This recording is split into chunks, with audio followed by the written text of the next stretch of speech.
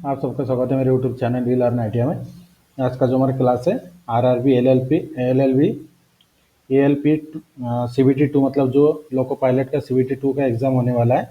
तो mechanical trade जितने भी है टर्नर फिटर मशीनिस्ट तो ग्राइंडर उन सभी ट्रेड के लिए एमसीक्यू हम आपको सॉल्व करके दे रहे जो हमारा क्लास नंबर 2 है। हम क्लास को 25-25 क्वेश्चन लेकर हम आपको पार्ट 1 पार्ट 2 में डिवाइड करते हैं। तो हमारा दूसरा क्लास है हमारा स्टार्ट करते हैं। आज का जो हमारा क्लास है आरआरबी एएलपी सीबीटी 2 एग्जाम की तैयारी के लिए पूरे मैकेनिकल ट्रेड के लिए। तो सबसे पहला क्वेश्चन है which one of the following represent the correct symbol of Sherlock bond in a specification of grinding wheel. तो जो क्वेश्चन में क्या पूछा गया है कि ग्राइंडिंग व्हील के स्पेसिफिकेशन में निम्नलिखित में से कौन सा शेलॉक बॉन्ड के सही प्रतीक का प्रतिनिधित्व करता है। मतलब जो शेलॉक बॉन्ड होता है ग्राइंडिंग व्हील का उसे अगर हमें रिप्रेजेंट करना है तो उस समय कौन से शब्द का उपयोग किया जाता है, यही क्वेश्चन में पूछा गया है शेलॉक बॉन्ड के लिए। तो इसके लिए पहला ऑप्शन है वी, दूसरा ऑप्शन है ई, तीसरा ऑप्शन है बी और चौथा ऑप्शन है D.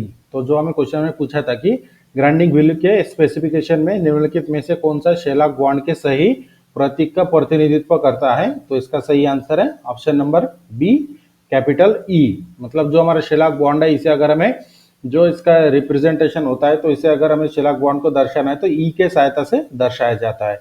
Next question, alloy of copper and zinc is known as रिक्त स्थान। मतलब कॉपर और जिंक के मिश्र धातु को रिक्त स्थान के रूप में जाना जाता है, यही क्वेश्चन में पूछा गया है। तो इसके लिए पहला ऑप्शन है ब्रॉस, दूसरा ऑप्शन है ब्रॉन्ज, तीसरा डुरालुमिन और चौथा ऑप्शन है नाइक्रोम। तो जो हमें क्वेश्चन में पूछा था कि कॉपर और जिंक के मिश्र धातु को रिक्त स्थान के रूप में जाना जाता है, तो इसका आंसर है ऑप्शन नंबर ए ब्रॉस। मतलब जो हमारा ब्रॉस होता है, ब्रॉस का जो अलाय स्टील होता है कॉपर और zinc. Next question, find out the height of slip gauge A. Sine theta का वैल्यू है 25 डिग्री, जिसका वैल्यू भी दिया है 0.4226। तो ये हमारा एक कैलकुलेशन का क्वेश्चन है। तो हम सबसे पहले ऑप्शन और आंसर बता के इसके बाद आपको जो इसका आंसर कैलकुलेट किस तरह से किया जाता है उसका भी एक्सप्लेनेशन आपको दिखाएंगे। तो सबसे पहला ऑप्शन है 84.50 मिलीमीटर, दूसरा ऑप्शन है 84.52 मिलीमीटर, तीसरा ऑप्शन है 84.51 मिलीमीटर और चौथा ऑप्शन है 85.20 मिलीमीटर। तो जो हमें क्वेश्चन में पूछा गया था कि हमें क्या निकालना है, हाइट निकालना है। स्लिप गेज का जो हाइट है यहाँ पर आप देख सकते हैं जो हमारा वर्ड है ये के सहायता से ये स्लिप गेज के हाइट को दिखाया गया है। तो हमें इसे कैलकुलेट करना है। तो कैलकुलेट करने के लिए तो सबसे पहले इसका आंसर हम देख लेते हैं। तो आंसर आ जाता है ऑप्शन नंबर बी 84.52 मिलीमीटर। तो किस तरह से कैलकुलेट करना है तो यहाँ पर आप देख सकते हो, इसका एक्सप्लेनेशन भी मैंने दिया है यहाँ पर। तो जो सबसे पहले फॉर्मूला आपको यूज करना है। फॉर्मूला होता है sine theta is equal to height of slip gauge divided by length of sine bar. तो जो फॉर्मूला दिया है, फॉर्मूला में सबसे पहले वैल्यू को पुट अप करना है। जो हमारा साइन थीटा का वैल्यू दिया था हमें क्वेश्चन में, जहां पर आप देख सकते हैं 25 डिग्री का मान दिया 0.4226 इज इक्वल टू ये हमें कैलकुलेट करना है। ये मतलब होता है height of slip gauge divided bye 200। उसके बाद हमें निकालना क्या है, हाइट निकालना है। तो इसे हम इस साइड लेफ्ट साइड में ले लेंगे। उसके बाद जो हमारा वैल्यू हमें बचता है 0.4226 इंटू 200 मिलीमीटर, उसका दिन दोनों का जब हम मल्टीप्लिकेशन करते हैं तो आंसर हमारा आ जाता है 84.52 मिलीमीटर, जो हमारा ऑप्शन नंबर बी था। Next question, case hardening is done on. Case hardening कौन से धातु पर की जाती है, यही क्वेश्चन में पूछा गया है। तो केस हार्डनिंग इसे सरफेस हार्डनिंग भी कहा जाता है, कंफ्यूज नहीं होना है। केस हार्डनिंग और सरफेस हार्डनिंग सेम ही होता है। तो इसे कौन से मेटल के ऊपर किया जाता है, यही क्वेश्चन में पूछा है। तो इसके लिए पहला ऑप्शन है कास्ट आयरन, दूसरा ऑप्शन है हाई कार्बन स्टील, तीसरा ऑप्शन है हाई स्पीड स्टील और चौथा ऑप्शन है माइल्ड स्टील। तो जो हमें क्वेश्चन में पूछा था कि केस हार्डनिंग कौन से धातु पर की जाती है या सरफेस हार्डनिंग कौन से धातु पर की जाती है, तो इसका सही आंसर है option number D mild steel या फिर लो कार्बन स्टील। जिस मेटल में कार्बन की मात्रा कम होती है उस मेटल के ऊपर जो केस हार्डनिंग या फिर सरफेस हार्डनिंग किया जाता है। जो हमारा जो ऑप्शन दिया था चार ऑप्शन में से सबसे लो कार्बन स्टील कौन सा है, माइल्ड स्टील, इसलिए इसका आंसर है mild steel. Next question, what SAE30 number indicated. जो क्वेश्चन में हमें पूछा गया है कि SAE30 नंबर क्या दर्शाता है, यही क्वेश्चन में पूछा गया है। ये हमारा एक क्वेश्चन है लुब्रिकेशन और लुब्रिकेशन के चैप्टर का एक क्वेश्चन है। तो इसके लिए पहला ऑप्शन है फ्लैश पॉइंट, दूसरा विस्कोसिटी, तीसरा पुअर पॉइंट और चौथा ऑप्शन है फायर पॉइंट। तो जो हमें क्वेश्चन में पूछा था कि SAE30 नंबर क्या दर्शाता है, तो इसका सही आंसर है option number B, viscosity. Viscosity का ग्रेड हमें जो SAE 30 नंबर के सहायता से दर्शाया गया है। Next question, which is the abrasive used for lapping soft steel and non ferrous metal। Non ferrous metal मतलब सॉफ्ट स्टील और नॉन फेरस मेटल की लैपिंग के लिए किस एब्रेसिव का उपयोग किया जाता है? तो लैपिंग करने के लिए सबको पता है कि एब्रेसिव की आवश्यकता होती है। तो जो हमारा सॉफ्ट मेटल होता है या फिर अलॉय स्टील जो होता है उसके ऊपर, उसके नॉन फेरस मेटल जो होते हैं उसके ऊपर अगर हमें लैपिंग करना है तो उस समय कौन से मटेरियल का उपयोग किया जाता है, यही क्वेश्चन में पूछा गया है। तो इसके लिए पहला ऑप्शन है सिलिकॉन कार्बाइड, दूसरा डायमंड, तीसरा बोरान कार्बाइड और चौथा ऑप्शन है फ्यूज्ड एल्यूमिना। तो जो हमें क्वेश्चन में पूछा था कि सॉफ्ट स्टील और नॉन फेरस मेटल के लैपिंग के लिए किस एब्रेसिव का उपयोग किया जाता है, तो इसका सही आंसर है option number D, fused alumina. Next question, what is the instrument used in measuring external diameter. तो स्क्रीन पर आपको एक जॉब दिखाई दे रहा है और जॉब का एक्सटर्नल डायमीटर चेक किया जा रहा है, आउटर डायमीटर। तो ये जो इंस्ट्रूमेंट है इस इंस्ट्रूमेंट का नाम हमें पहचानना है कि कौन से इंस्ट्रूमेंट के सहायता से ये जो दिखाया गया है इस इंस्ट्रूमेंट का नाम क्या है जिसके सहायता से एक्सटर्नल डायमीटर को चेक किया जा रहा है। तो इसके लिए पहला ऑप्शन है वर्नियर कैलिपर, दूसरा आउटसाइड कैलिपर, तीसरा पैरेलल लेग कैलिपर और चौथा ऑप्शन है pair of special job by using slip gauge.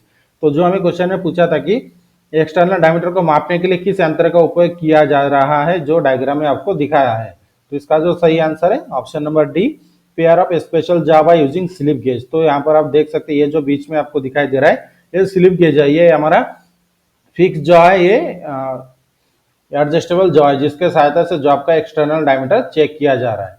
Next question,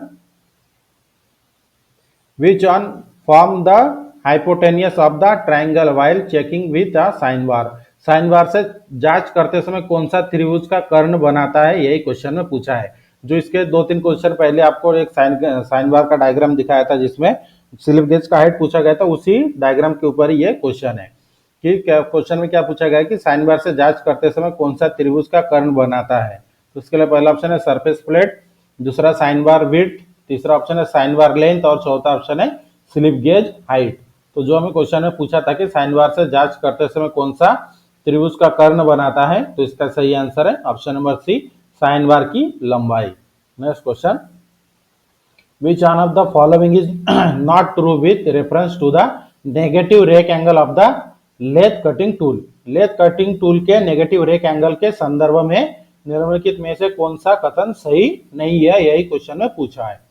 इसके लिए पहला ऑप्शन है मेक टूल ब्लंट, मतलब उसका टूल ब्लंट हो जाता है। फिर दूसरा ऑप्शन है increase the strength of the tool, मतलब टूल की जो स्ट्रेंथ होती है वो बढ़ जाता है। तीसरा ऑप्शन है केस हायर टेम्परेचर, मतलब केसेस हायर टेम्परेचर में प्रॉब्लम होता है। फिर चौथा ऑप्शन है रेड्यूस फ्रिक्शन, मतलब जो घर्षण है घर्षण को कम करता है। तो क्वेश्चन में जो पूछा था कि लेथ कटिंग टूल के नेगेटिव रेक एंगल के संदर्भ में निम्नलिखित में से कौन सा कथन सही नहीं है, तो इसका सही आंसर है option number D, reduce friction, मतलब घर्षण को कम करता है। और जो भी हम क्वेश्चन सॉल्व करके दे रहे हैं, अगर आपको इसकी पीडीएफ की आवश्यकता है तो वीडियो का डिस्क्रिप्शन में व्हाट्सएप ग्रुप का लिंक दिया जहां से मुझे मैसेज कर सकते हैं, तो हम आपको पीडीएफ प्रोवाइड कर देंगे। Next question, which among the following jigs is used for location from a bore. निम्नलिखित में से किस जिग का उपयोग बोर से लोकेशन के लिए किया जाता है, जो हमें क्वेश्चन में पूछा गया है। इसके लिए पहला ऑप्शन है प्लेट जिग, दूसरा सॉलिड जिग, तीसरा पोस्ट जिग और चौथा ऑप्शन है बॉक्स जिग।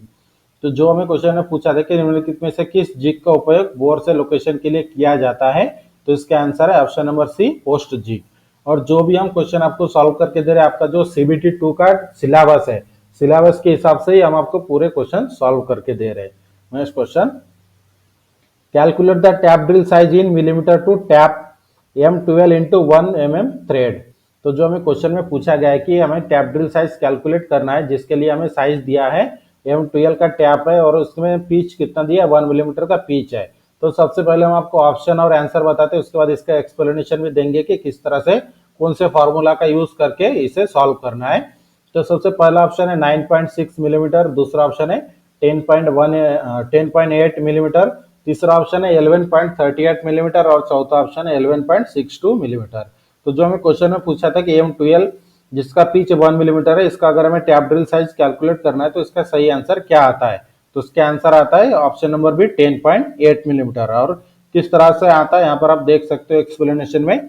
सबसे पहले जो हमें फॉर्मूला यूज करना है टीडीएस, टीडीएस मतलब क्या होता है, tap drill size minus 2 into depth of thread into pitch, ये हमारा होता है स्टैंडर्ड फॉर्मूला अगर आपको कैलकुलेट करना है तो टीडीएस मतलब टैप ड्रिल साइज का, टैप का साइज कितना दिया 12 millimetre minus 2 into depth of thread होता है मेट्रिक का 0.61 और इसका जो हमारा पिच दिया लास्ट में 1 मिलीमीटर।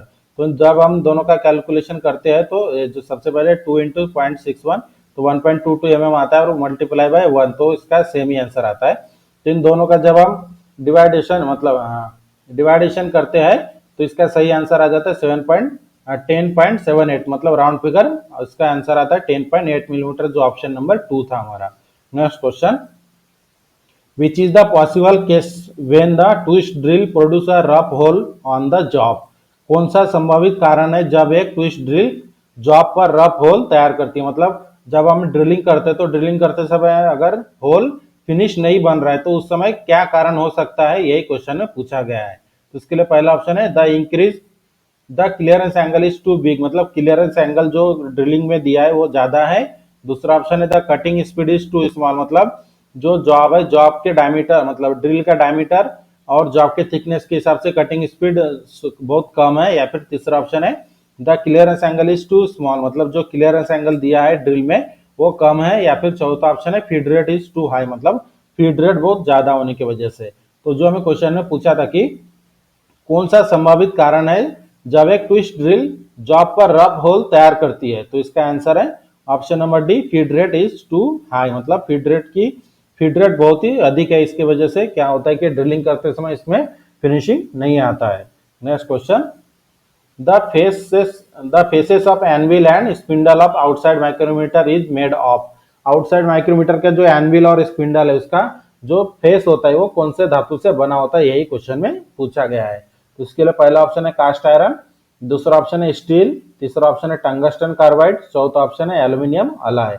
तो जो हमें क्वेश्चन में पूछा था आउटसाइड माइक्रोमीटर के एनविल और स्पिंडल के फेस कौन से मटेरियल से बने होते हैं, तो इसका सही आंसर है option number C tungsten carbide. Tungsten carbide से बने होने का कारण क्या है, जब हम माइक्रोमीटर से कोई भी जॉब का आउटर डायमीटर चेक करते हैं तो सबसे ज्यादा जॉब को टच कौन सा भाग होता है, जो माइक्रोमीटर का स्पिंडल और एनविल, तो इसके लिए इसका जो फेस होता है टंगस्टन कार्बाइड से बना होता है, जिसकी वजह से कि फ्रिक्शन होने के बाद भी इसका एक्यूरेसी कम नहीं होना चाहिए। Next question, what is the use of the formula in taper measurement, तो स्क्रीन पर आपको एक एक्सटर्नल टेपर जो आपका डायमेंशन चेक किया जा रहा है, तो इसमें जो फॉर्मूला आपको दिया है ये जो यहाँ पर आप देख सकते हो tan theta is equal to X minus Y L is equal to 2h, ये जो भी आपको वर्ड दिखाई दे रहा है पूरा इस जॉब के ऊपर अप्लाई है। तो ये फॉर्मूला का उपयोग करके इस टेपर मेजरमेंट में के सहायता से हम क्या कैलकुलेट कर सकते हैं, यही क्वेश्चन में पूछा है। तो इसके लिए पहला ऑप्शन है checking the angle of taper, मतलब टेपर का एंगल कैलकुलेट कर सकते हैं। दूसरा फाइंडिंग स्मॉल एंड डायमीटर, मतलब छोटे डायमीटर को कैलकुलेट कर सकते हैं। या फिर तीसरा ऑप्शन है फाइंडिंग लार्ज एंड डायमीटर, मतलब बड़े डायमीटर को कैलकुलेट कर सकते हैं। या फिर चौथा finding the length of taper, मतलब टेपर की लंबाई को कैलकुलेट कर सकते हैं।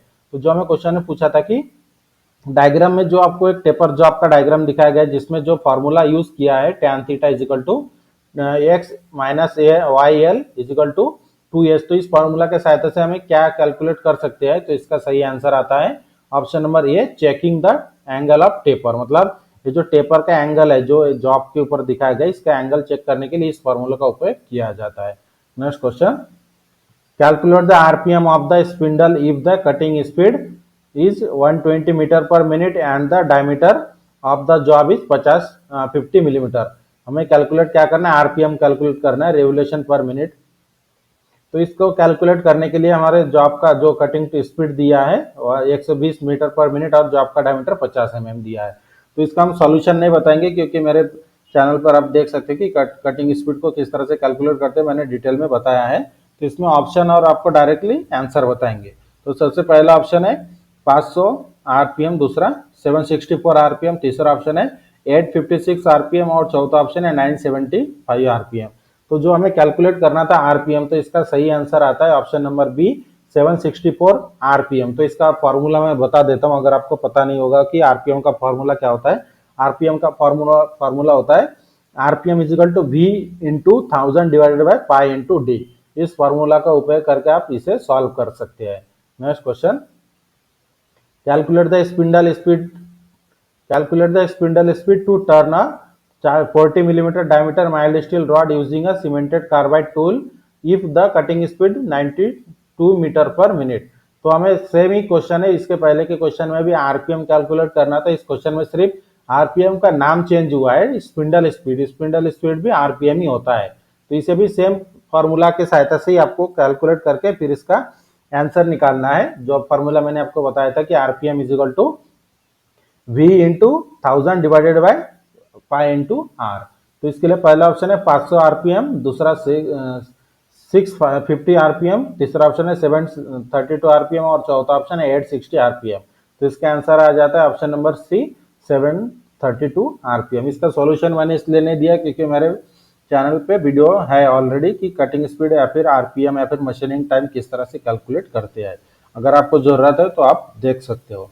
Next question, calculate the length of metal passing by cutting tool in one revolution if the diameter of work is 75 millimeter and cutting speed is 120 metre per minute. तो हमें क्या कैलकुलेट करना है कि एक परिक्रम में गुजरने वाली धातु की लंबाई की गणना करें यदि जॉब का व्यास 75 मिलीमीटर है और cutting speed 120 metre per minute है। तो इसके लिए पहला ऑप्शन है 235.5 मिलीमीटर, दूसरा ऑप्शन है 295.7 मिलीमीटर, तीसरा ऑप्शन है 365.3 मिलीमीटर और चौथा ऑप्शन है 485.7 मिलीमीटर। तो इसका आंसर आ जाता है ऑप्शन नंबर ए 235.5 मिलीमीटर। नेक्स्ट क्वेश्चन, जो भी हम क्वेश्चन आपको सॉल्व करके दे रहे हैं, अगर इसमें अगर कुछ आपको डाउट रहे तो कमेंट बॉक्स में कमेंट करके भी डिस्कस कर सकते हैं या फिर व्हाट्सएप ग्रुप का लिंक दिया डिस्क्रिप्शन में, वहां से मुझे मैसेज करके भी मेरे से बात कर सकते हो। तो 18 नंबर का क्वेश्चन है, find out the RPM of spindle for a 50 millimetre bar and cutting speed is 25 millimetre पर मिनट। तो इसमें भी सेम जो हमारा आरपीएम है, आरपीएम आपको कैलकुलेट करना है। जो इसके पहले मैंने आपको 2 बार फॉर्मूला बताया कि आरपीएम का कैलकुलेट करने के लिए फॉर्मूला कौन सा यूज होता है। फॉर्मूला होता है RPM is equal to V into 1000 divided by pi into D. तो जो हमारे क्वेश्चन पूछा था आरपीएम कैलकुलेट करने के लिए, इसके लिए पहला ऑप्शन है 100 आरपीएम, दूसरा 159 आरपीएम, तीसरा ऑप्शन है 168 आरपीएम और चौथा ऑप्शन है 250 आरपीएम। अगर आपको सॉल्व करने में तकलीफ होती होगी तो मैं आपके मेरे डिस्क्रिप्शन में जो हमारा आरपीएम कैलकुलेट करने का वीडियो का लिंक उसमें डाल दूंगा, जहां से आप चेक कर सकते हो। तो इसका सही आंसर आ जाता है option number B 159 RPM. Next question, what is the name of the work holding device where the irregular work could hold in lathe। असमान कार्य को लेथ मशीन में पकड़ने वाले डिवाइस का नाम क्या है। मतलब जो अनियमित आकार के जो जॉब होते हैं उसे अगर हम लेथ मशीन में हमें होल्ड करना है तो उस समय किसके ऊपर किसके सहायता से हम होल्ड करते हैं, यही क्वेश्चन में पूछा गया है। तो उसके लिए पहला ऑप्शन है फेस प्लेट, दूसरा ऑप्शन है कैच प्लेट, तीसरा ऑप्शन है त्रिज्या चक और चौथा ऑप्शन है ड्राइविंग प्लेट। तो जो हमें क्वेश्चन में पूछा था कि अनियमित कार्यों को लेथ मशीन में पकड़ने वाले डिवाइस का नाम क्या है, तो इसका आंसर है option number A face plate. Next question, what is the angle between the two faces of angle plate.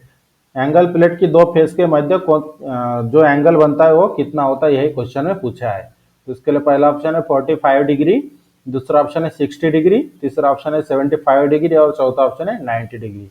तो जो हमें क्वेश्चन में पूछा था कि एंगल प्लेट की दो फेस के बीच में जो एंगल बनता है वो कितना होता है, तो इसका आंसर है option number D 90 degree. Next question, how is the roughness value express. Roughness value को किस तरह से एक्सप्रेस किया जाता है, यही क्वेश्चन में पूछा गया है।